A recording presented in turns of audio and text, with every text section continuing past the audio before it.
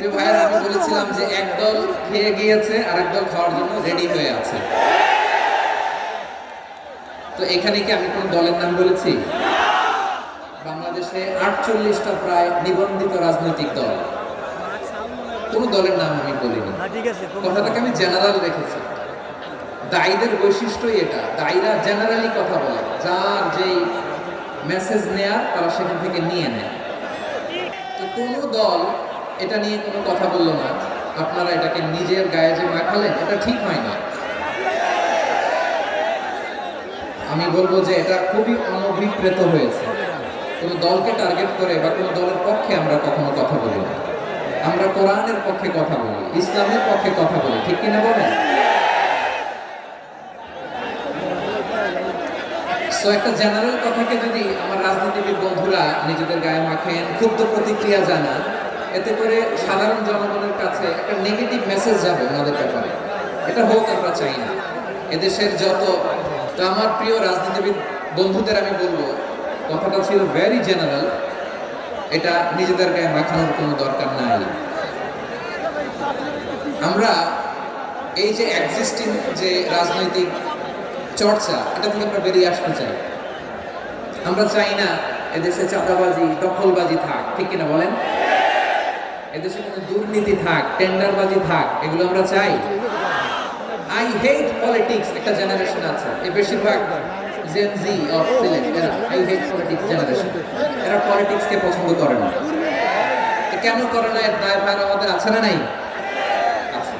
এবং আমরা দেখেছি ক্ষমতার পালাবদল যখন হয়, এক সরকার যায় আরেক সরকার আসে, তখন দুর্নীতির ফিরিস্তি আমরা জানতে পারি, এর আগে জানতে পারি না। প্রতিটা দলের ভেতরেই আমরা এই বাজে চর্চাটা দেখেছি।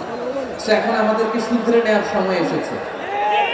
এটা এই সুন্দর সময়, নতুন প্রভাতের বাংলাদেশ, নতুন ভোরের বাংলাদেশ, এই সময় আমরা কাদা ছোড়াছড়ি যেন না করি।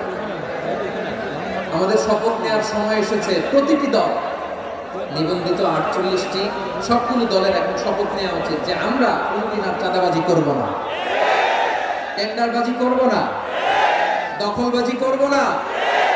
আমরা সবসময় দেশের পক্ষে থাকি, সবসময় দেশের পক্ষে থাকি। সেই কথাগুলো ছিল ভেরি জেনারেল। যে কথাগুলো আমরা জেনারেলি বলি, এগুলো জেনারেলি আপনারা নেবেন। আমার রাজনীতিবিদ বন্ধুদের কাছে এটাই আমার কামনা। আর এই জাতীয় বার্তা যখন আমরা দেই, তখন যদি আপনি বলেন পারলে রাজনীতিতে আসেন, পারলে দল করে দেখান, এটা হইল? আমি কি এরকম কোনো কথা বলেছি? না। আমি একজন মুফাসসিরে কোরআন, আমি একজন আলেম, এর বাইরেও আমার সবচেয়ে বড় পরিচয় আম আ সিটিজেন অফ বাংলাদেশ। আমি বাংলাদেশের একজন সাধারণ নাগরিক। আমার দেশের যে কোনো সমস্যা, যে কোনো ইনকনসিস্টেন্সি, অসঙ্গতি নিয়ে মত প্রকাশের স্বাধীনতা আমার আছে না নাই? আপনারাই তো বাক স্বাধীনতার কথা বলেন, ফ্রিডম অফ স্পিচের কথা বলেন, বাক স্বাধীনতার কথা বলেন। আপনারাই যদি আবার কোনো মন্তব্যের কারণে বলেন যে রাজনীতির মাঠে আসেন, দল করেন, দেখি কতটুকু পারেন, এটা ঠিক হবে না। তাই প্রিয় ভাইয়ের, আসুন আমরা দল মত নির্বিশেষে কাঁধে কাঁধ মিলিয়ে সোনার বাংলাদেশ গড়ি, দুর্নীতি মুক্ত বাংলাদেশ গড়ি, যে বাংলাদেশের জন্য রক্ত দিয়েছে আবু সাইদ, যে নতুন ভোরের বাংলাদেশের জন্য রক্ত দিয়েছে মুগ্ধরা, যে নতুন বাংলাদেশের জন্য রক্ত ঝরিয়েছে 24-এর যে গণ অভ্যুত্থানের প্রত্যেকটি শহীদের। আওয়াজ করে বলেন ঠিক কিনা? আল্লাহ তাআলা আমার দেশকে তুমি নিরাপদ করো।